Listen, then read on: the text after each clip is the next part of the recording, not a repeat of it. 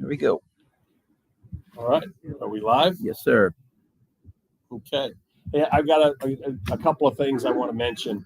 I know some were at the hurricane preparedness meeting last night.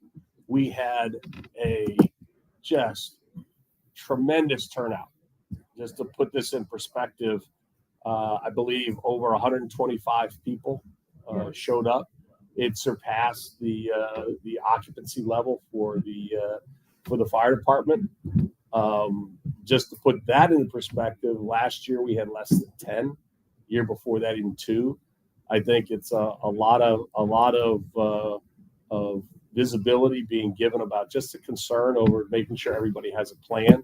The rave alert went around to tell everybody, so that was great communication. So I think the staff has stepped up, and we're committed that we don't want anybody not to have that. So there will be a second one, and we'll make sure that it has the ability. Maybe here we'll figure it out, but I had a couple of people call and say that they were turned away, that they could not be part because we had the fire marshal letting us surpass an occupancy of the fire department.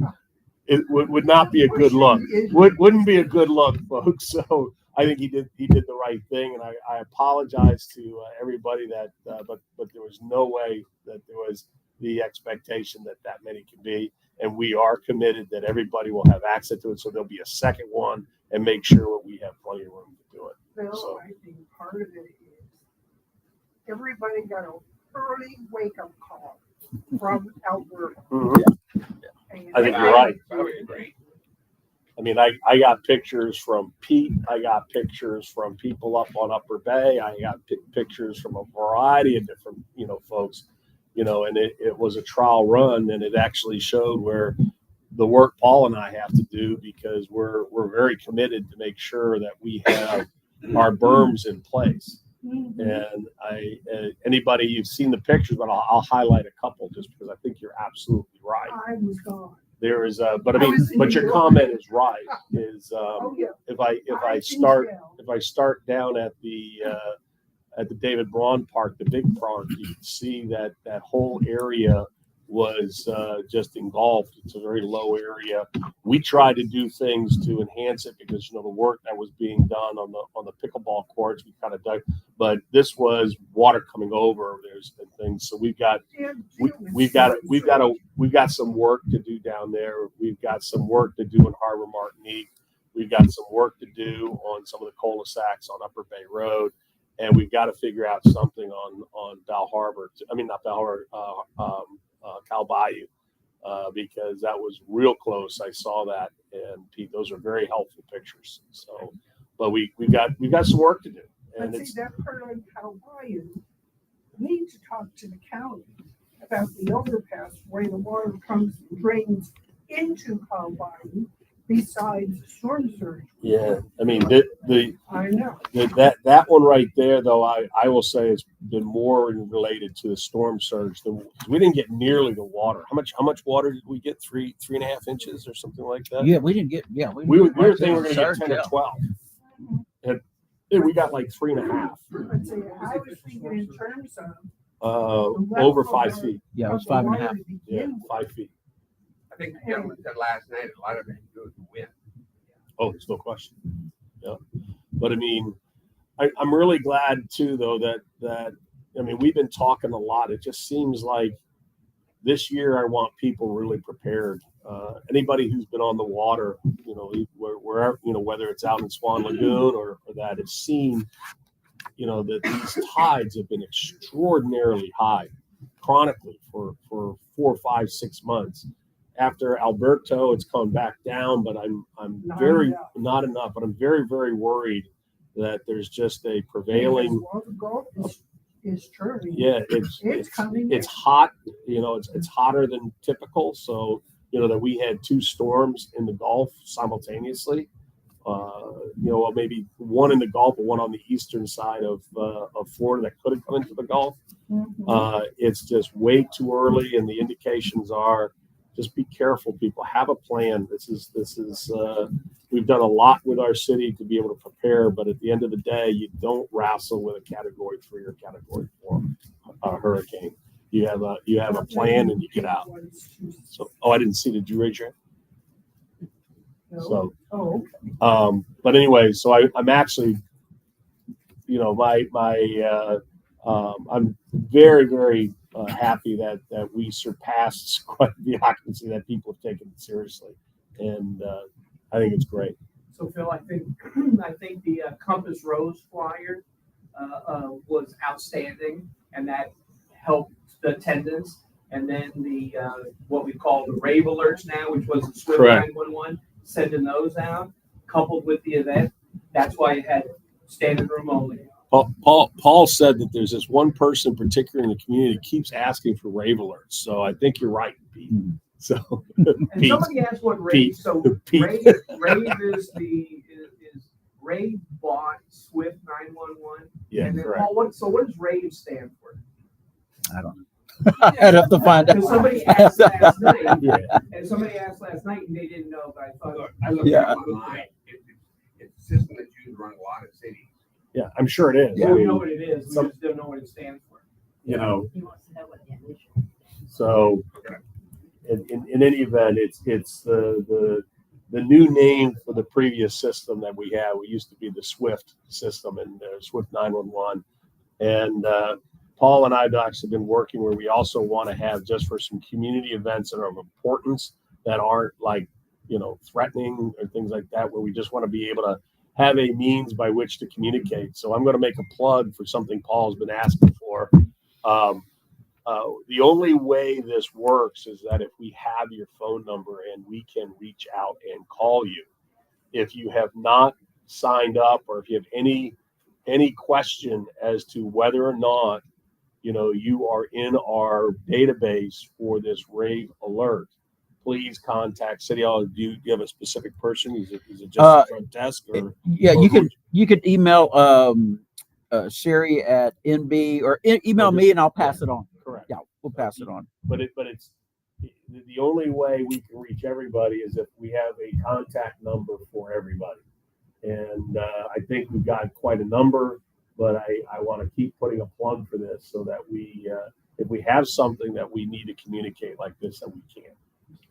So Compass Rose would be good to do a big splash on that now. I think we And have, now but we'll that do it we have- again. Sure. We've been doing little blurs, but now that we have Sherry on board, Hmm. do a Compass Rose, do a big splash with her as the That's contact. fair enough. Fair enough. Right. Rave is actually a company that my company competes against, so I'm not going to speak much about it. And, You're what? actually, they're a company that we compete against. The company that I work with. But I think they have a functionality similar to ours, which in addition to being able to go on and sign up and provide that information, they probably have like a lot of systems do, a text number you can text to. Yeah, I believe it does. So then we'll do back to you. So a lot of folks, that's easier than going to a computer doing other things. So finding that out and publishing that information would probably be an Yeah, initial. but the key is you need a phone number, a mobile phone number for that. So. And so when you text Yeah. from your mobile phone number, that's a very easy way to get Yeah. subscribed. So Yeah. I don't know how their system. Can I we don't know how my find? system I works, think don't that's know a how their great. system I mean, works. let's find out. I believe you're right. So I know that it has the ability to put out a text. So I have to believe it's a two-way. Yeah, actually get a text, a phone number, and an email. But he's like saying you can text to it and it'll log Or you or in. it'll send you something back. Or send you the- Okay. yeah, Exactly. So correct. It's just easier than somebody remembering to go to their computer when what they really want is. Correct. Now when you sign up for anything, they're like text 1147, text start, so 1147, and then you're signed up. Yeah. That's what it says. Yeah, You so- do that and you need a QR code. Yeah. So I believe it has that capability. Do I know for sure? No, but we're going to find out, because it's again, the only way we can communicate things that need to be communicated is if we have ability to reach it. And I know we got pretty good numbers, but I know it's not 100%. The only other thing to kind of get track with all this stuff, we used to have little decals we put on our windshield, like compass. The We don't Compass have Rose. those anymore. That way we can get back in the city. They know we're citizens. Yeah.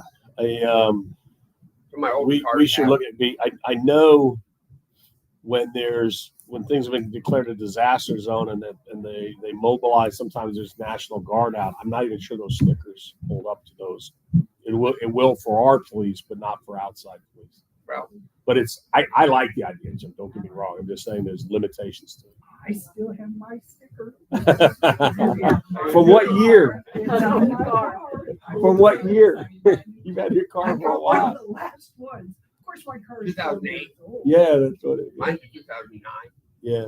So I mean that's I just think that's good all the way around because it even I believe it helps our guys in blue too, our guys and our men and women. I use guys very, very, generically.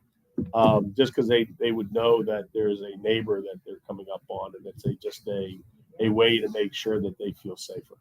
So the SWIFT information did not get transferred over to the RAID. Oh, I believe it did. Yeah. Oh, yeah. Oh, yeah. Yes, Yeah, it did. absolutely. Okay. They're, yeah, Okay. correct. The company just bought it, so it's just like Okay. it's and don't you can probably correct me, but I mean my expectation would be they bought the company and just put their name on it. Okay. and stuff. I see. And to the best of my knowledge, Ray doesn't stand It's not an acronym, it's So just. what- a name. Just a rave. So to clarify this, if you're on SWIFT, you don't have to sign up for RAID. Correct. It's just our emergency broadcasting system is now called Rave rather than Swift. However, yeah. So Phil, do we know how many Nassau Bay residents are enrolled in RAVE? Yeah, actually, there's a report that we get back. Sherry gets back, and they'll say who was all notified and all that. And I think there's a I believe there's of our population or our homes of like, just call it 1,000. I'm excluding the apartments and I shouldn't, but that's a harder one. I think we've got 800 or so. So we got about 80%. I think so. So it's not like we haven't done a yeoman's job and try to do this, but 20% is still a lot of people. That's 1,000 people, as if it was linear. So The only thing I was going to mention as a best practice, and I just don't know how their system functions with respect to this, but my guess is they probably kept the same sending phone number and sending SMS ID when they acquired. Because really, like you said, they slapped their name on it. Correct. But one of the things that we often deal with, so I'm assuming they deal with as well, a lot of people will have anonymous text or anonymous call rejection turned on their smartphones now. And so the phone number that a call would come from or the number that the text would come from, they may be sending to you, but you may be blocking your own receipt of that. Well, you're right. But you haven't gone in and added that phone number, or that short SMS code to your contacts. You're raising some questions for me because I would think an emergency response type thing would get overridden on something like that. I don't know. I have I a don't little know. bit too much knowledge here to be I can't speak to their system. They probably, like we do, have the ability to override some of those things and look at a live situation. Yeah. A good example would be the meeting yesterday, which I didn't get a chance to attend. I'm glad it was well attended. I'm sensitive to that as well. But folks may say, I didn't get that notification. They may be signed up, but they may be blocked. And that obviously was not an imminent threat to life. Yeah, correct. Notice that went out for a meeting. And so it's just a good practice. For example, if there was an article in the Compass Rose reminding people what to do, there's a couple of bullet points like that.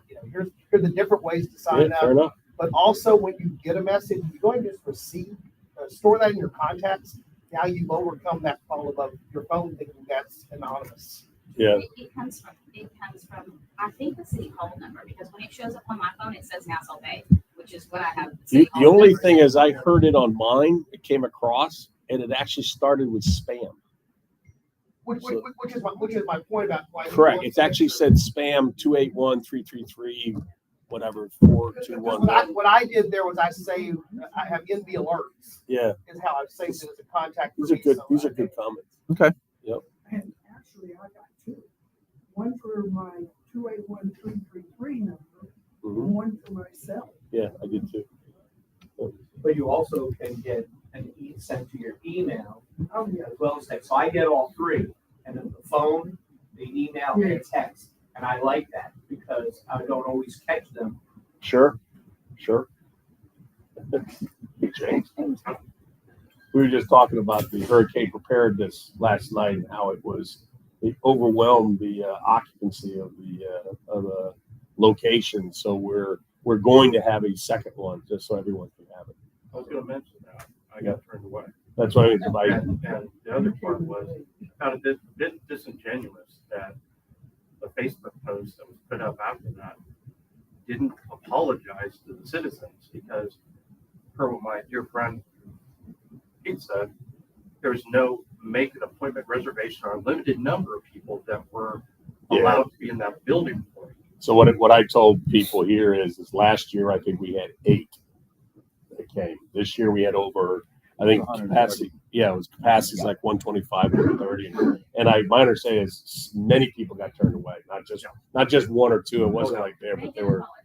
So They said it's, I'm looking at it right Where now. It says- I didn't see it on. So I you- saw it last night. I didn't see him apologize. They It said says they're we having apologize to They anyone said who was he unable didn't to use attend it. the Yeah. event. There's only one person. I wasn't in the that meeting. got I wasn't in the blown. meeting because I got turned away.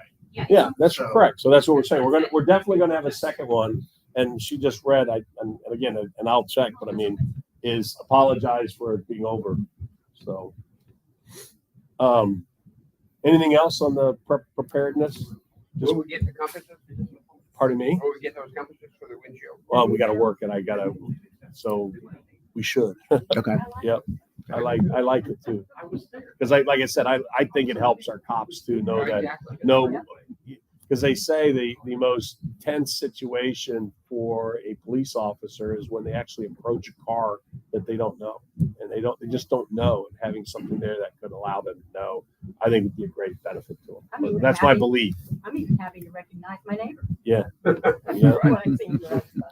Stickers may be great, conducting. I came to take care of my mother's house at that time. They let me in without a sticker, which was really nice. I just showed them a driver's license. Yeah. and that Yeah. training situation too. Yeah, I had, because I was there with Ike too, and it was very much a you might or might not be able to get in because because National Guard were there.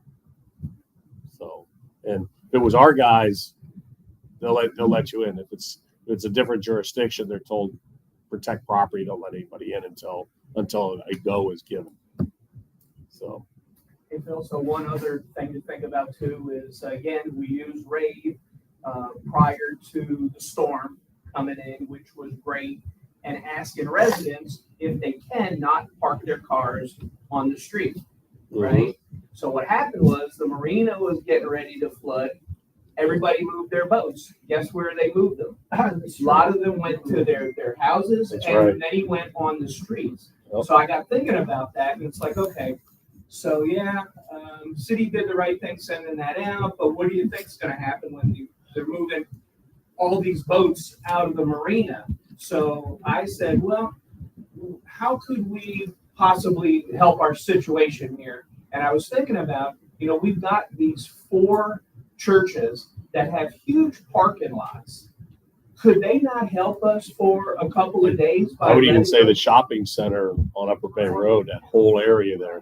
The only thing I've heard contrary to that, and I'm not so sure I buy into it, but what I've heard is that when you have a response and everybody puts everything there, if somebody wants to steal or they've got a huge picking of a variety of stuff that they want, it's like heaven for somebody who wants to steal. But I'm not so sure I buy into that, because we could, if it's like a hurricane or something like that, people are usually worried about their own safety, but then really looking at coming in and filching something. But I don't know. I know during Harvey, we had some residents that parked at the strip center, and they weren't able to get back in town. They were wherever they were at, and some of their boats and trailers got towed away from over on the strip center at the time. Yeah. So, Maybe we have to do something. Did you raise your hand? What about utilizing the open lot next door? I know it's grass, but at least it's something Yeah. I mean, in city on property. it probably makes sense because, and I have to believe, I mean, that's done by Methodists. That's Methodist property. And I don't think they'd have a problem in an emergency situation having a location to be able to do that. If we need to change an ordinance, we can.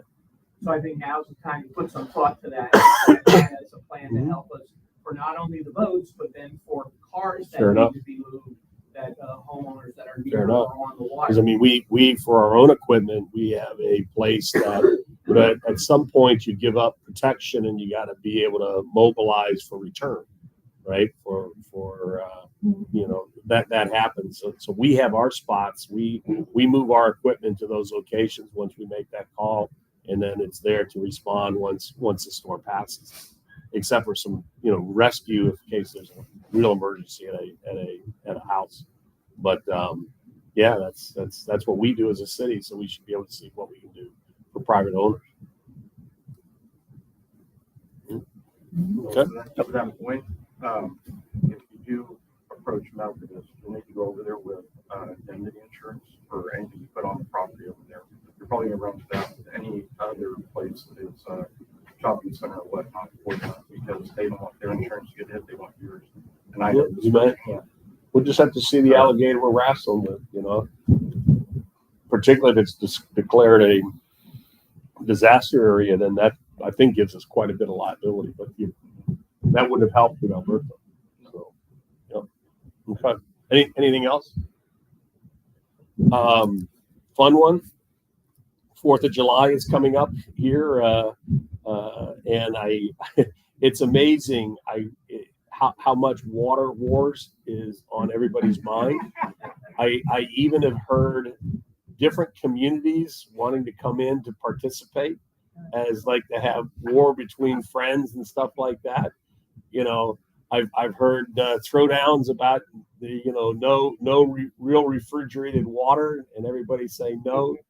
There's nothing to say the rules are. So I'm assuming there's going to be very large volume water arms that is going to shoot 35-degree water. So it's going to be funny. It's supposed to be hot, but it's. Just remember though, the people do every year is no water balloons because it's bad for wildlife, Sure. and no cars. There's always people like Yeah. that, but they're not allowed to participate. Kids are running in the street. Yeah, so no cars, right? No water balloons, and please only do people with scarves, Yeah. right? Scarves say that you're a player. No scarf says you're not a player. Respect that. And practice your aim beforehand. Yeah, I'll come back to you. As a first-time July 4th potential participant this year, Yes. I don't know where to get this scarf. Is it just here, and is it water guns and just? I believe it's the you're actually able to. My understanding is it's not a standard scarf, so you have people. You have people who are going to. I think we could have a fashion show about where people have their different scarves. Yeah. She is. She did it last year. There's a front window that you go to her house. She has her address posted somewhere. Maybe pick It up. is. She. If you actually look at the Compass Rose, you have some information. Well, no. Yeah, you have it. You have it on here. You have it on the front page of the Compass Rose, and you also have Lucy Sommer right here with her phone number and stuff like that. So, but it's right there. There's a copy up here as you go out too. So. They usually have water stations in people's yards, which they are. They haven't posted the address list yet, but I assume they're going to do it like right before the event. And those are places where you can go to refill your water guns, but really they're places where it's just Yep. melee. The other thing I'll mention is Holly Williamson is going to be our grand marshal. I say that particularly because she has got an election that she has coming up. She does have competition for it. She is a citizen of Nassau Bay, so I want to make sure she gets everybody's support, and just wish her well and talk to her about what her plans are. The next item I wanted to talk about is, I think tomorrow, just to give things, there's a community garage sale. I believe there's 15 homes that are synchronized to have garage sales between 7 a.m. and 2 p.m. Tomorrow. So if you're looking for things, or if you even have some of the friends there, I know people are bringing stuff over there, to a house. We're doing it. Other people, I know it's Ashley Klug has been the one to to arrange it, but I think you're going to see quite a number of people participate there. Are we expecting a lot of non-residents? to I would come? have to believe what I remember, and I'll give credit to Linda Stahl, who used to be Linda Collins. She did, I think, the very first community one as part of trying to begin the process of all funds going to the parks for playground equipment and things like that. Right, and I And- like that. I like that and- idea, and a charity idea, we- much better than personal. Yeah, sales. we professional, pickers, like, right. whatever that show is, Mm. I'm sure you're going to see people coming because I think this would be, a lot of people's stuff that they want to get rid of. I think will have value to a lot of different people. So Right. I'm expecting, particularly between 7 and 10, you're going to see a lot of people going around in trucks with stuff in the back of their truck. Wow. So Phil, so who put this together? I think Ashley Kluge Did it did. go through like Candy or the HOA? or- No, I think it went through, I think their HOA, with, they participated, but I don't think it's by their organization. I think it became just people, and they just all did it as an ad hoc thing, and it Did they became. have to run through the city and get a permit? or- No, actually, what they did was we put it in the Compass Rose, since it's on private property, so it's there. My bet is if this is done right, I think it's going to go to what you say. They want to see what the response is and stuff like that. Yeah, I think you would have had better participation, Yeah. even if it had been a charity thing, Mhm. maybe for the city for a certain project or whatever. And I'm not real keen on a lot of non-residents driving all through the neighborhood to 14 or 15 houses when all of these people could have been put in one parking area, or maybe we could have put them in a church. Yeah, parking I know area. when it was done early on, there's just too much stuff to be able to do it in one place. It becomes a logistics nightmare. Wow. But even still, I just want to make a plug because I think there's community, there's people here who are coordinating it. The last one I'd say is there was a really good session with some of the pickleball players out on the tennis courts. I think there's a very what I'm thinking is going to be a very simple way in which to have regulation pickleball courts for the pickleball players. And if it goes like I think, I've got to talk with Paul, but what it'll mean is we'll not only have practice courts for pickleball, we'll have practice court for tennis, and then we'll have both tennis and pickleball courts that are regulation. So I think it'll be a great addition, and I don't think it's a lot of money. It's actually from what I think we ended up with, and I want to get with Parks and Recreation Committee, but I think it's a really good suggestion. So I would suggest on the practice court for pickleball, you put up something that says their practice, because people have been hurt down there because they weren't. I think this gentleman right here, I know. And Jim, I think you got cut on the thing there. and So people aren't gonna know their practice if there isn't some kind of something that says these are practice courts. Yeah. That's a big concern because. You're talking like a time limit. No, I'm talking like Regulation. it's not, they're not sized right, so. Oh, would you end up well, my doing- understanding is there's two things that are a problem. Is the current ones, the fence is too close to the end line, which means if you look at that fence, and I did look at that fence, it's got concave aspects to it because so many people's, rackets have hit that, or people, and even people have gotten cut doing that. The other is that the net itself is too high. It's a tennis court height net, not a pickleball, which is about, and don't get me wrong, because I'm not the expert, but I think it's 6 to 8 inches lower. I think it's 6 inches lower. So it's not a true competitive, court. So that's if what I believe we do it, it'll just take a little paint, and I actually believe a couple of just nets that are on rollers that people can then put out, so you can go between either tennis or pickleball depending on the what's needed and what people can have. And I think it'll work. I personally think it'll work well, but we'll see. Okay. How much damage did we have down in that area from the flooding? I saw a couple of drone pictures. And I didn't- Structurally, very little.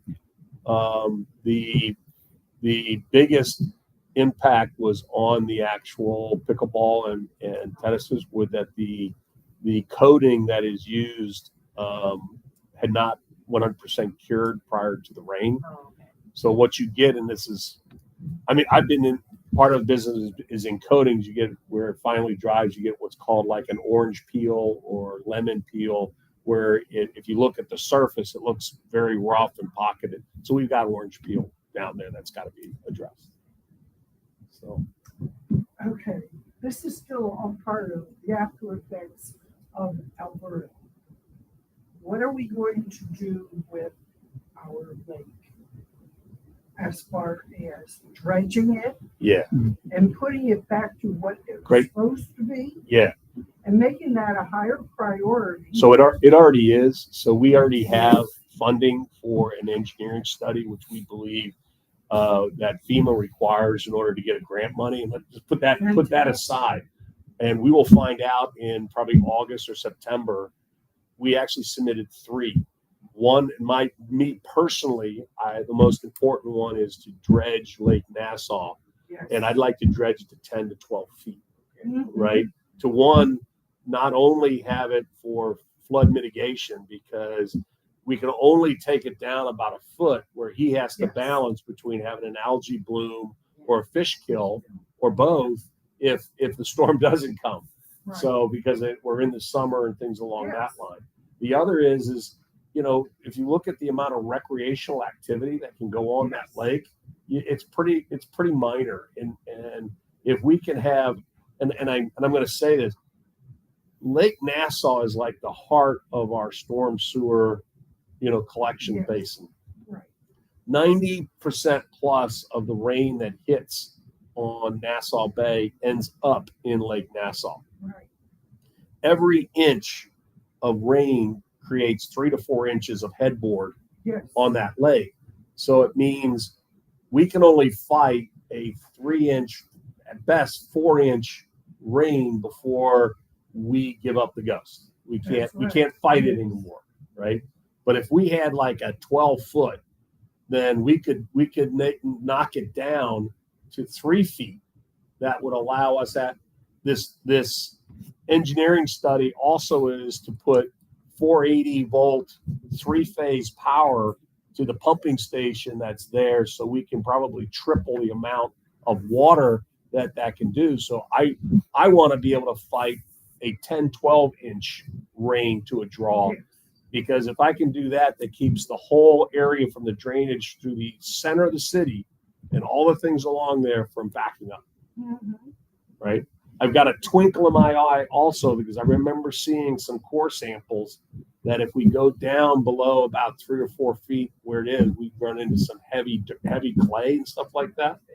And I'd love to use that to be able to raise the level in the marina at the Nassau Bay Marina, and pay them to have us use that as a local spoil, so they can then reconstruct a newer marina and get that out of the floodplain.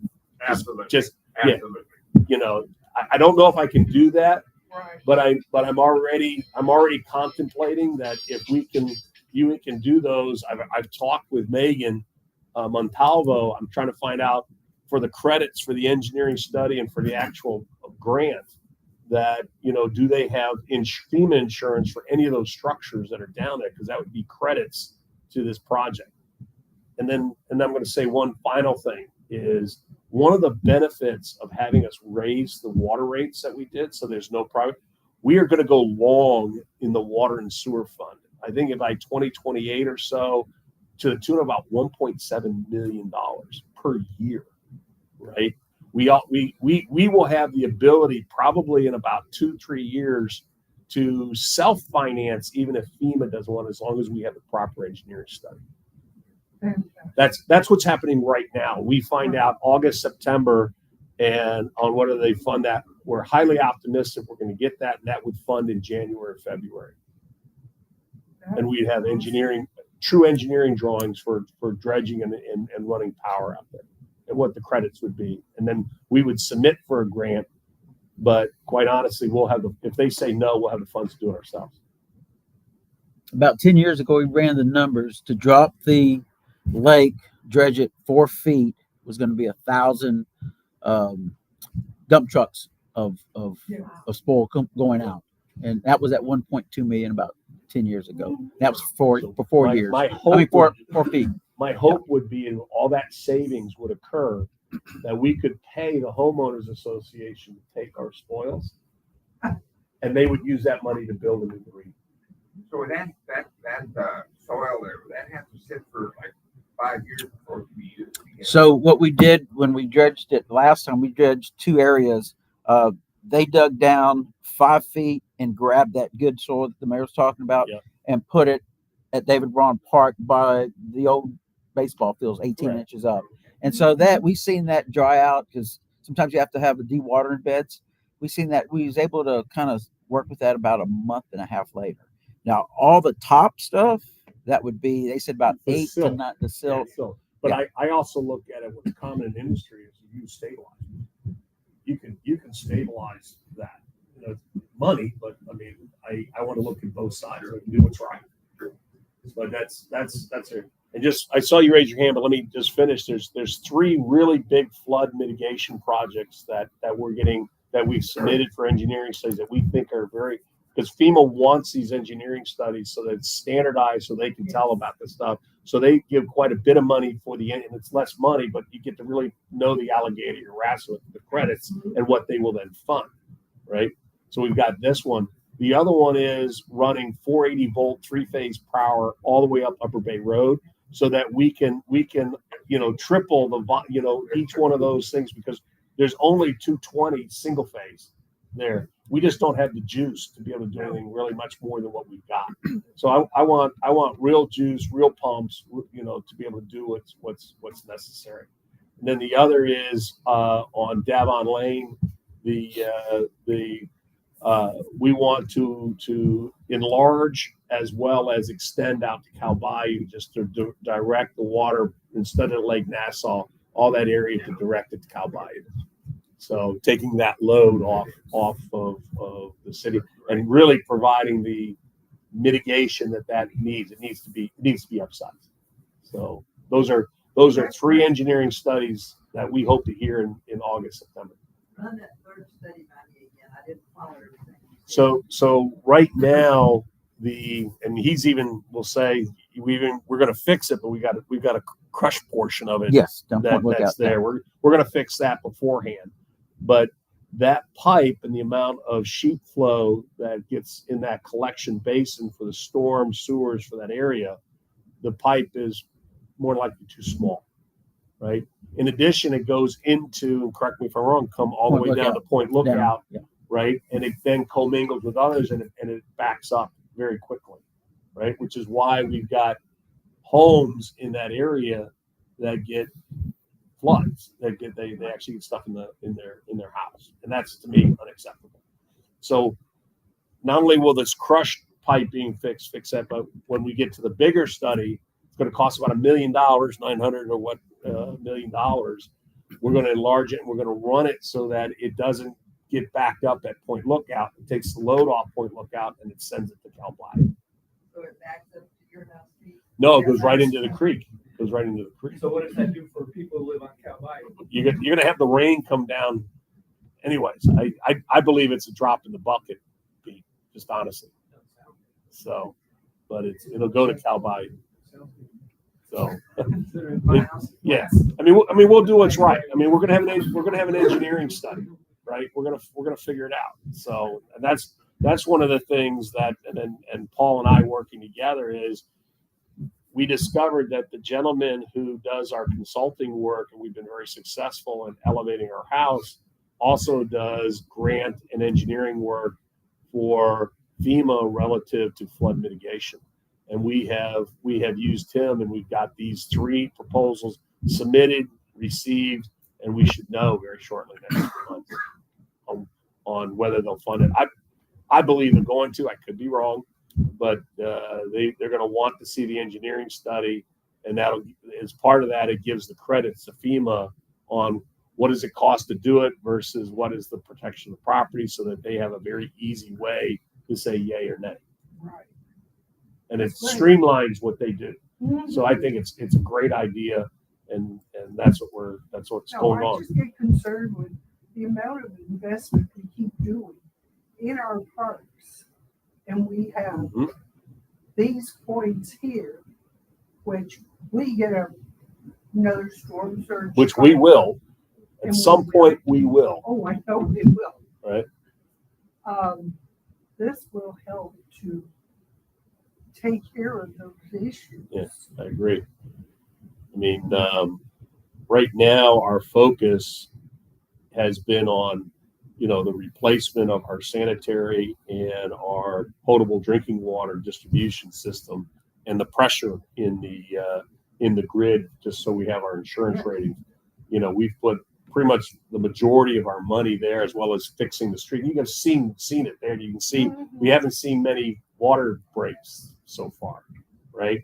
We're getting ready sometime later in the year.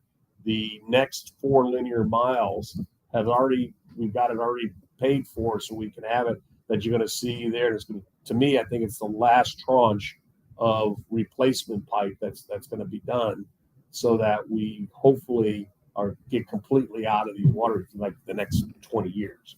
So we will actually have a better underground infrastructure, newer than even League City. And that's a goal of mine. I want to get it done for the citizens, and then we can have 20 years and we don't have to do what we've done. So since you're doing the engineering study and you're only doing it for certain areas, why aren't you doing it for the whole area of Nassau Bay, whole city? Because granted, it floods on Upper Bay. Granted, it floods over at the marina. But I can tell you, friend John Kenny's house and that by me, it floods there all the time. Been doing it since the house was built. So And there's been nothing to extend that out by our place. again, We're center of Nassau our Bay. consultants have said you do it in discrete projects, and you just don't do the whole city and have things like you have No, a I'm talking discrete. about the engineering. So that you That's can what I'm have getting full at, is assessment they across want the board. discrete projects. So is it staged that the city is going to look at street by street to do an assessment? Right now, we know from what has been damaged, the highest areas that would impact our ability to get credits for damaged property. And that's what we've done, is looking at how do we do a Pareto of those properties that are most vulnerable, and what are the areas that need to be fixed. How we looked at Bell Harbor. So right now, the biggest part about harbors are bulkheads. Biggest part about, because they were built later. They're built at a higher elevation. So Bell Harbor, bulkheads. yeah, they're in bulkheads in general, and I'm not going to go into. I'm really worried about our bulkhead, and that's big dollars, folks. Big dollars. We haven't looked at them in 40 years, and we had a failure up here. I know Bell Harbor's had some failures, and I think we have a general problem, just a piece of infrastructure that we haven't looked at for 40, 50 years. And it's beyond the useful life of those assets. If that's the case, we'd be looking at it now. Yeah.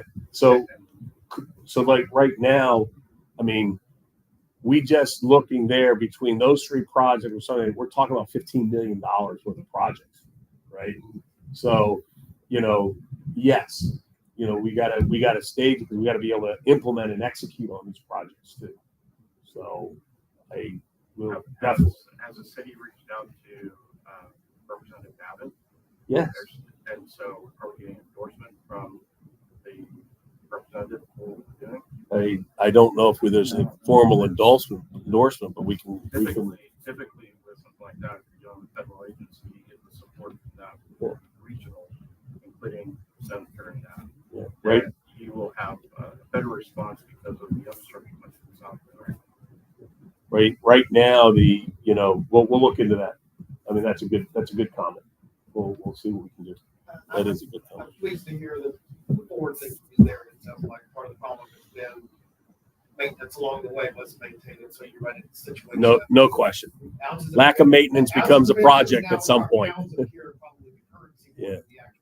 Correct. But it sounds to me like the earliest relief based upon that process is the process that has to go on there.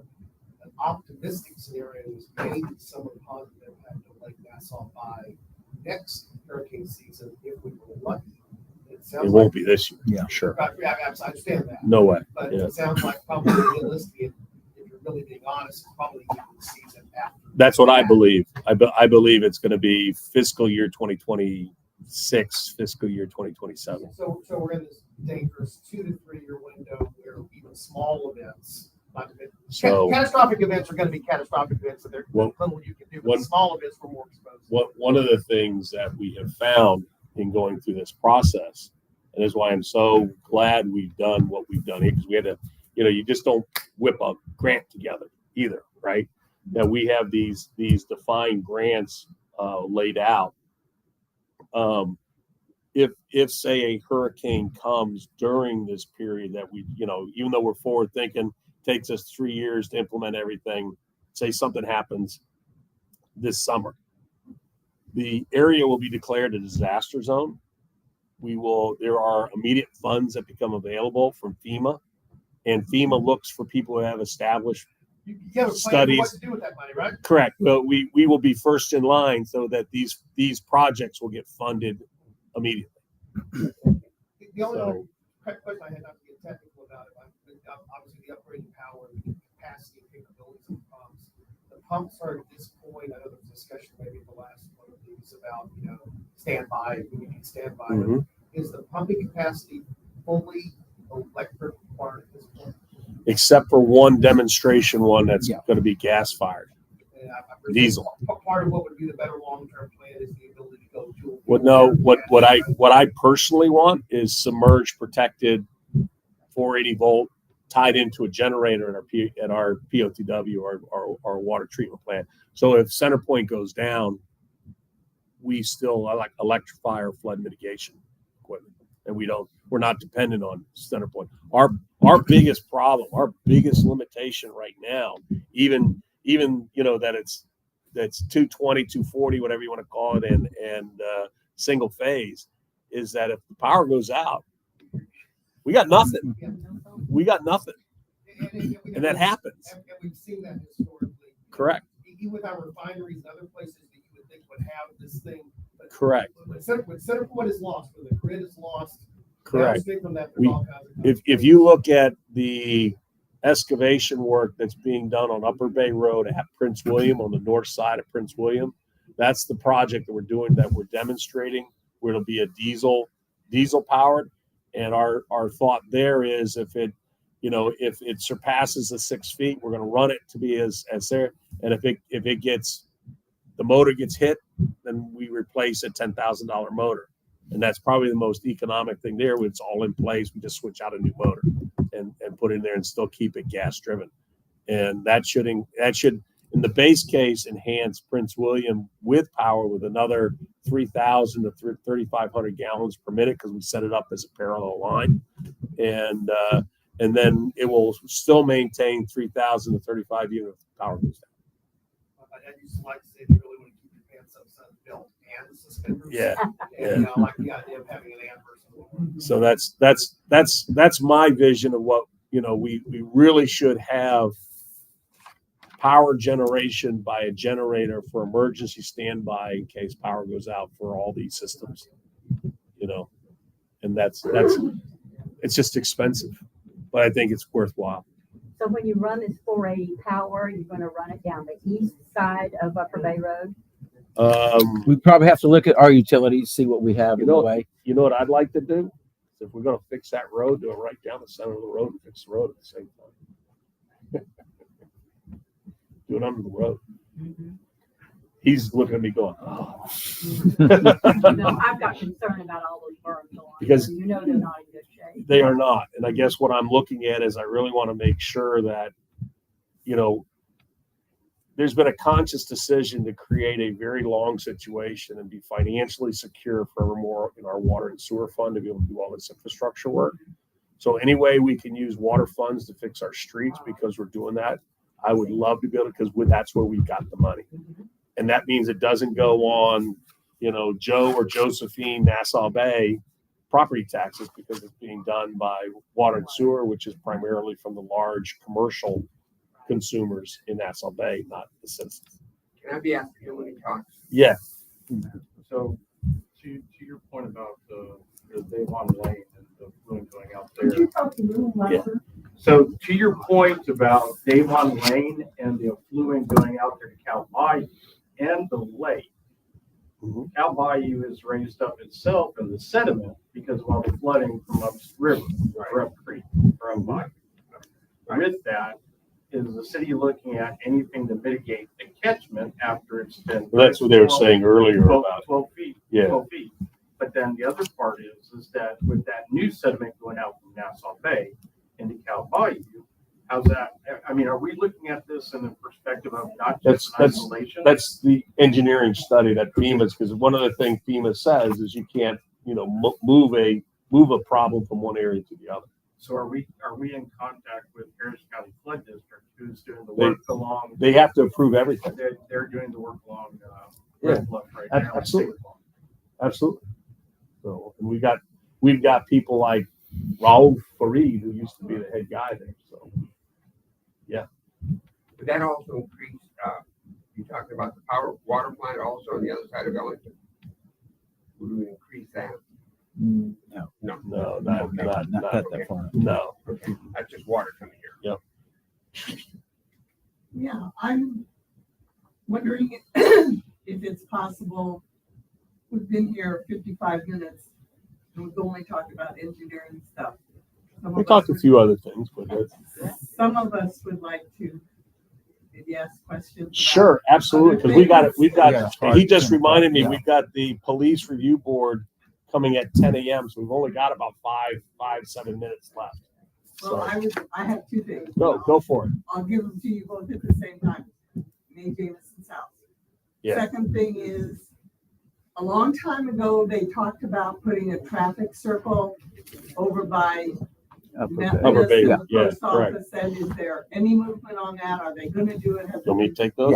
Yeah. So Jameson's property, they're in default of the contract. Right. I know. And basically we are structuring a new one that has 30-day checks. And if they don't, the city's going to impose the fix on that house. Otherwise, we're gonna knock it down. You notice they've got the HVAC people in there. They're starting to rework. She kind of blamed her contractors. I don't noticed care. that I've never seen a truck over there. I was out on my golf cart and I drove by when they were dropping off the HV. And just so you know, there's been the general contractor as well as the HVA who submitted and received the permit. So you're going to see more work done. And Paul's going to be able to, and we have it by agreement, we are going to audit them every 30 days. And there's milestones that if they don't, we're going to enforce the contract. So Traffic circle. my understanding is Methodist has deferred their expansion and that is not on the board, even though it's a twinkle in, I think, their eyes and ours, but they're stalled in their development. So short answer is no, there's That's really fine. no I movement. just was wondering No if movement. anything had been No, even thought about it for the past 4 no. years. My understanding is this is short, straight answer is no. All right. So I would shout out to Gloria Day. They had Impact Week last weekend.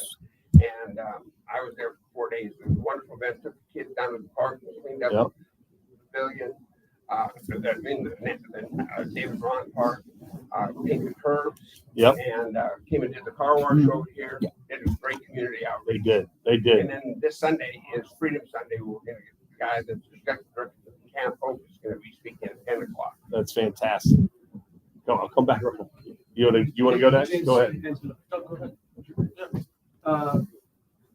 I know we've settled some of the committees, the animal shelter advisory committee. Have we made any progress on that? No, right now that's here.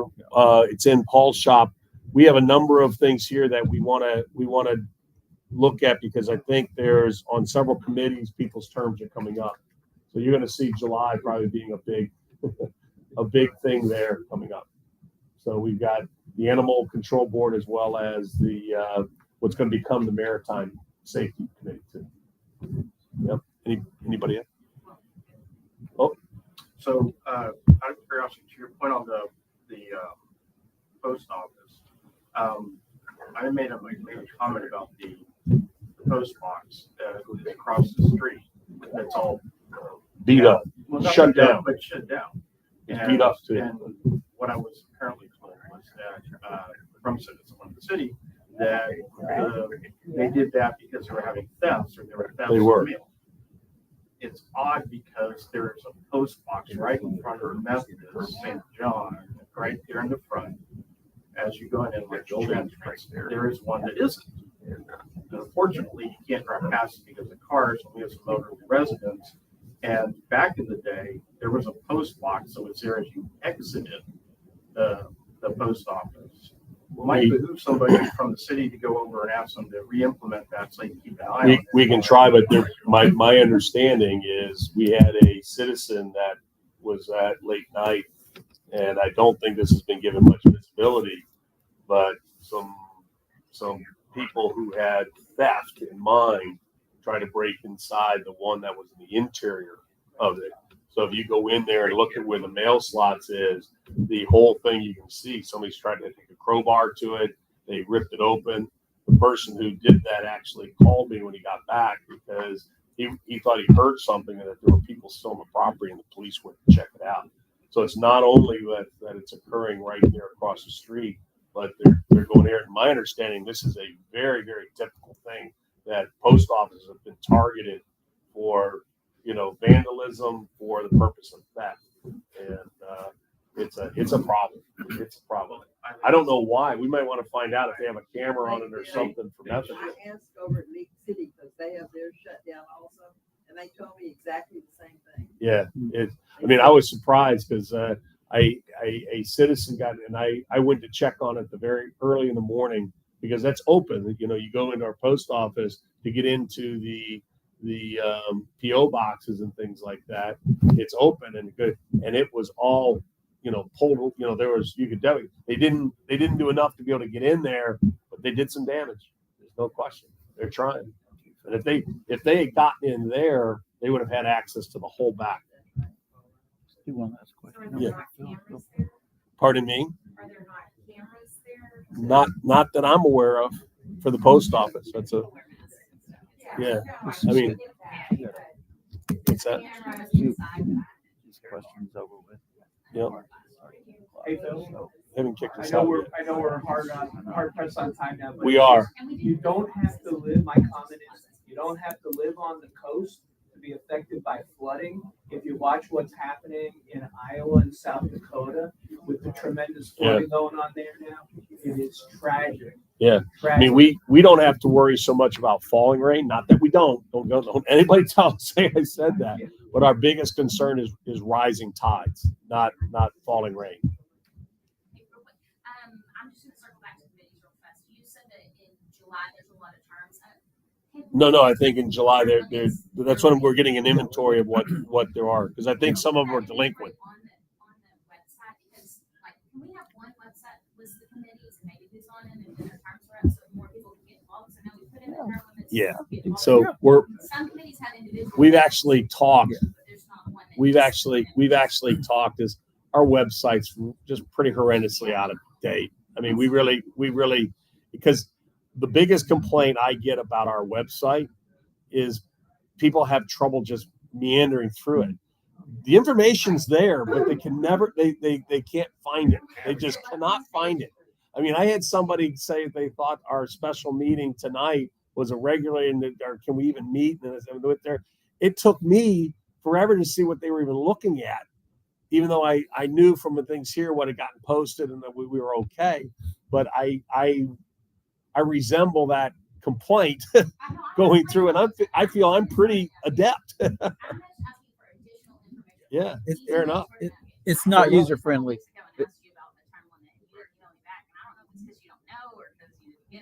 No, I actually my email goes down from time to time because I get so many things. But I think if it's just publicly posted. Yeah, I it's agree. not user friendly. It's It's not. not I user agree with friendly.